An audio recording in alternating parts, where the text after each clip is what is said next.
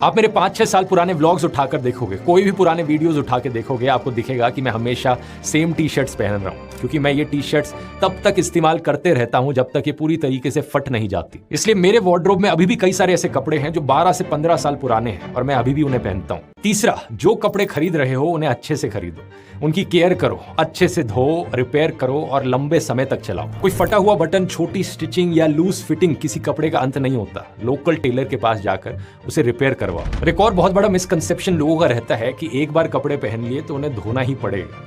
Jeans, shirts और jackets को हर use के बाद धोने की जरूरत नहीं होती। साफ मौसम में ज्यादा धूल मिट्टी नहीं है तो एक जीन्स को आराम से पूरे 1 हफ्ते तक पहना जा सकता है बिना धोए। जरूरत के अनुसार कपड़ों को धोना चाहिए। अब बेस्ट मटेरियल कौन सा होता है यहाँ पर कपड़ों का, जिसके कपड़े आपको खरीदने चाहिए, इसको लेकर मैं थोड़ा एडवाइस देना चाहूंगा। क्योंकि एक तरफ है ये सारे फॉसिल फ्यूल से बने कपड़े, प्लास्टिक से बने कपड़े, इसमें पॉलिएस्टर आता है, एक्रेलिक आता है, नायलॉन आता है। इन सब से माइक्रो प्लास्टिक्स रिलीज होते हैं और माइक्रो प्लास्टिक्स कितने हानिकारक है, कितना पोल्यूशन फैला रहे हैं एनवायरनमेंट में, उसके बारे में मैंने आपको बताया ही। लेकिन दूसरी तरफ है कॉटन, और कॉटन भी जैसा आपने देखा बहुत ज्यादा पानी कंज्यूम करता है और टॉक्सिक वेस्ट उसका भी नदियों को पोल्यूट कर रहा है। तो सवाल यह है कौन सा मटेरियल बेस्ट है यहाँ पर। मैं अलग अलग टीयर्स में रैंक करता हूँ। सबसे पहले है टीयर सी, जो सबसे बेकार है। इसमें आपके सारे प्लास्टिक मटेरियल्स आ गए। फिर आता है टीयर बी, जिसमें मैं कॉटन को प्लेस करूंगा। टीयर बी में आप रिसाइकल्ड पॉलिएस्टर को भी डाल सकते हो, क्योंकि रिसाइकल्ड पॉलिएस्टर के कपड़े थोड़े से बेहतर हैं यूज करने, क्योंकि उनको बनाने में उतना फॉसिल फ्यूल डायरेक्टली यूज नहीं हो रहा है जो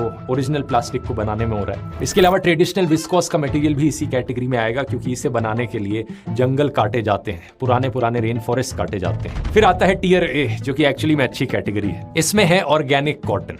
अब नॉर्मल कॉटन से तो बहुत पोल्यूशन फैलता है, लेकिन ऑर्गेनिक कॉटन में वो पेस्टिसाइड्स नहीं इस्तेमाल किए जाते, वो टॉक्सिक फर्टिलाइजर्स नहीं इस्तेमाल किए जाते, तो ऑर्गेनिक कॉटन काफी बेहतर है। इसी तरीके से इसमें आएगा ऑर्गेनिक वूल और ऑर्गेनिक सिल्क के कपड़े। इवन अल्पैका, जो लामा साउथ अमेरिका में मिलती है, इनकी वूल से बने कपड़े भी काफी एनवायरमेंट फ्रेंडली होते हैं। इसी कैटेगरी में एक और पॉपुलर मटेरियल आएगा लाइकोसेल, जिसे टेंसिल भी कहा जाता है। टेंसिल वुड पल्प से बनता है और वेस्ट बहुत कम रिलीज करता है। लेकिन इन सारे मटेरियल्स के भी ऊपर है टीयर एस की कैटेगरी, जिसमें आते हैं रिसाइकल्ड कॉटन या रिसाइकल्ड वूल। क्योंकि रिसाइकलिंग के केस में आपको फार्मिंग करने की जरूरत नहीं, तो वो जो वाटर कंजम्पशन था और वेस्ट वाटर था वो इस केस में एलिमिनेट हो जाता है। लेकिन इसके अलावा 2 और मटेरियल्स हैं जो इस कैटेगरी में आते हैं। पहला, ऑर्गेनिक लिनन। लिनन को बनाने में पूरा प्लांट यूज होता है, ज्यादा पानी नहीं लगता, बड़ी ही आसानी से बायोडिग्रेड हो जाता है। और इसके भी ऊपर है ऑर्गेनिक हेम्प।